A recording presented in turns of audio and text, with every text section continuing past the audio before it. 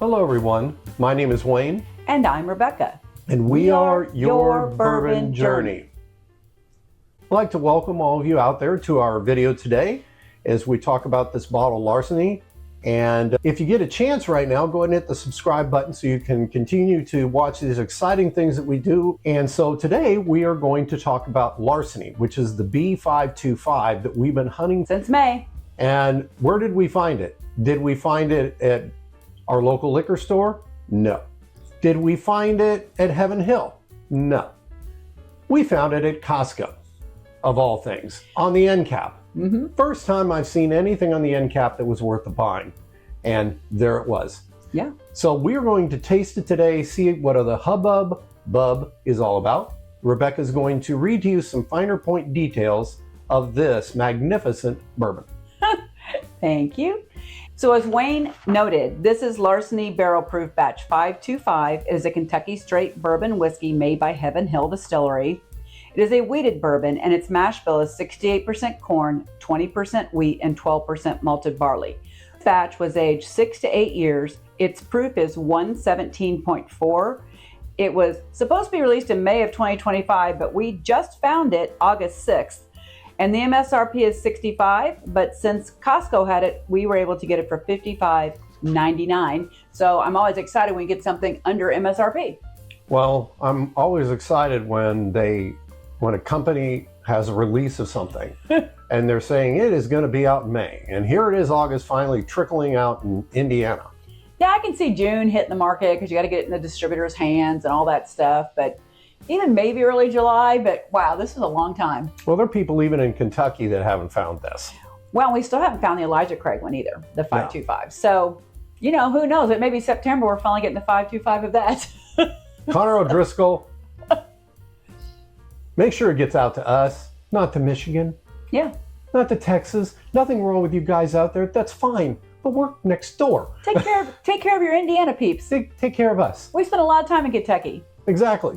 Show us some love. So let's go ahead and take a look at this and see if we get any legs or, fingers or toes or, something. Doing my SLB spin. Had to jump in on the nose. Definitely has that wheated mash bill smell. Gold. It's like a golden wheat, like a young boy running through a wheat field on a summer day. It's definitely sweet on the nose. Yes. As I recall, the A125 was more savory. Yes. And a lot of people didn't like it because it didn't have a lot of notes of a wheated bourbon. And it was funny because I kind of felt like it tasted a little more Elijah Craig, the A125. So this one smells more like a wheated bourbon. There's almost a hint of chocolate. I am getting some cherry notes, which sometimes happens with Heaven Hill. I'm getting a hint of bourbon.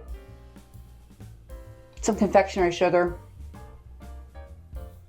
Let's see. It's very good. Well, it's been hanging out. It's formed some really nice legs, which I'm liking there. That's a good thing. I've got some really, really nice legs. Well, not personally. They were. Anyway. Well, shall we taste it? We're just kind of a sniffing channel. I mean, we've been waiting for 3 months to see this puppy. So 3 months. So cheers to you out there. And let's go ahead and find out what's in this glass. Cheers. B525.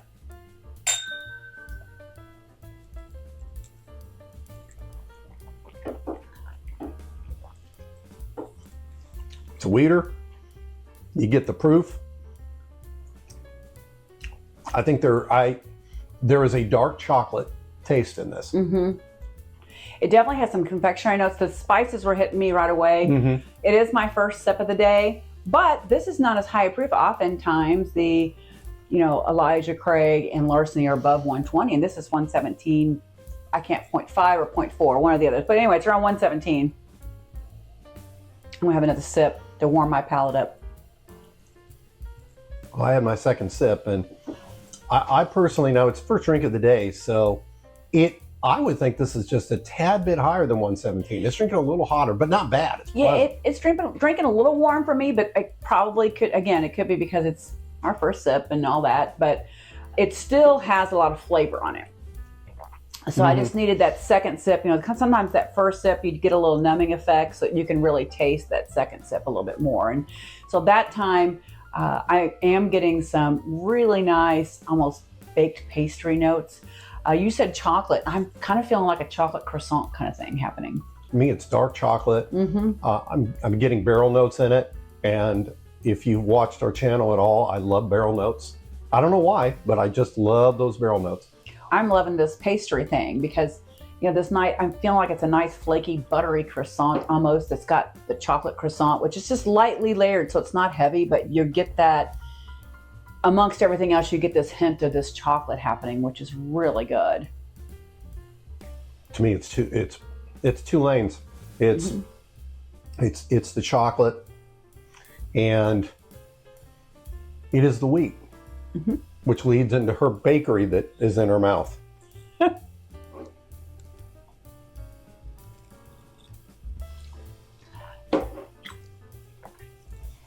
Now, spicy notes. I got a lot of nutmeg happening with this.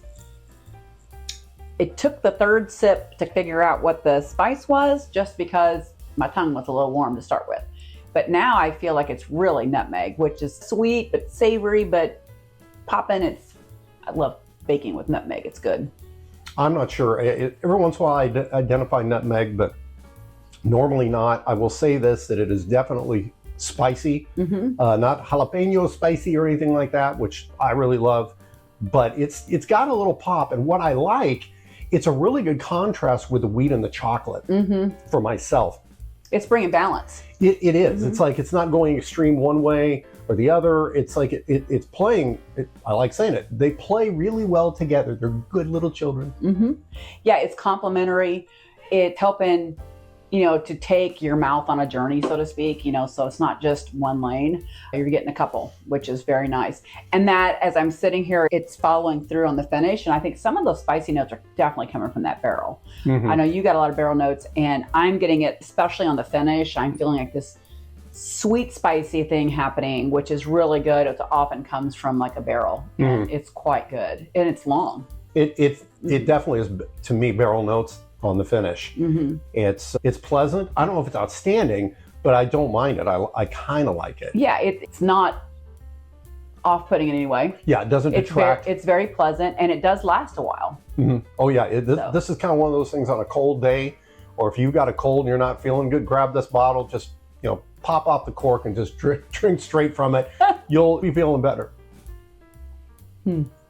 So we waited a really long time for this bottle, obviously. Right. So we were looking for it since May. It's been on my little list that I carry with me, and I bug everybody of what liquor stores we go into regularly, and they're like, no, haven't seen it. No, haven't seen it. So what do you think? If we had tasted it before we bought it, would you still buy it? I would still buy it. I had a chance to buy a second bottle. I just chose not to because, one, we've got enough. Yeah. But we're at a point right now where it's got to have a lot of meaning to us rather than just reviewing it. I would definitely drink this again. Oh, yeah. I will be thrilled over time finishing the bottle. I would definitely recommend it to you out there. Is something to try. The price point, if you find it at Costco, is outstanding. Yeah, because it's below MSRP, so that was fantastic. You know, I think I'd want to pay around MSRP for this. I mean, often in the Indiana area, we have to go 75 to 80 to get it. So when we can get it MSRP or below, that's pretty exciting for us. But I'm with Wayne. I probably would not get a backup bottle at this point unless it's somehow, you know, one whiskey of the month or something like that. So we'd have to see it. If we put it in a whiskey of the month, we're already full for August. It would have to be September. Right. So, I think we do have enough in this bottle to have it last all the way through. So yeah, I mean, often we take some things, they just sit in here until we're ready to come in here and find something special to drink at night. But because of the proof point, a lot of times we leave our Larceny barrel proofs and our Elijah Craig barrel proofs in the other room, which is where we grab our afterwork pours. So this will probably be getting some hits. Yeah, it stays out there because after a very frustrating day of dealing with people, you know, you want something, you know, you don't want Old Crow 80 bottom shelf. You want like 195, whatever, you know, take one hit and fall asleep and forget your problems in life. Well, mostly for me, I just want one drink after work. I don't want to sit and drink all night. I like to have one drink after work before dinner.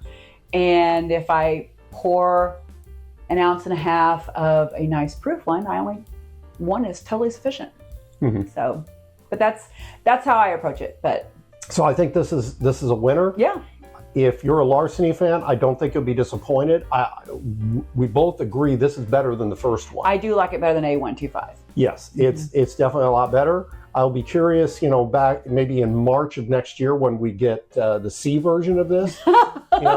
Thanks, Heaven Hill. Way to deliver.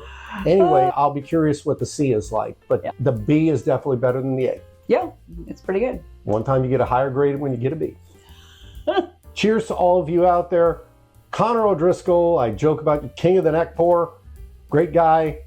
Heaven Hill's a great place, except they're slow on putting stuff out. But anyway, cheers to all of you out there. As I said at the beginning, if you like what we do, hit the subscribe button. Always remember to drink responsibly. Have a great day. Cheers. Cheers.